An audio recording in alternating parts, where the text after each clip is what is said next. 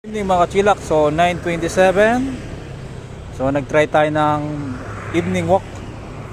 Kahapon kasi nag-run ako sa 11 kilometers kahapon. So ngayon walking lang. So nagpalod pati ako sa smart ko sa 7-Eleven. So nakaka 4,000 steps na tayo. Dito tayo sa Panganiban Drive. May mga nagja-jogging din na gabi. Ang dami nagja-jogging. May nagja-jogging din. So ako naman, lakad-lakad lang. Relax muna at malutulog tayo ng 10 AM. Ayan o, yops.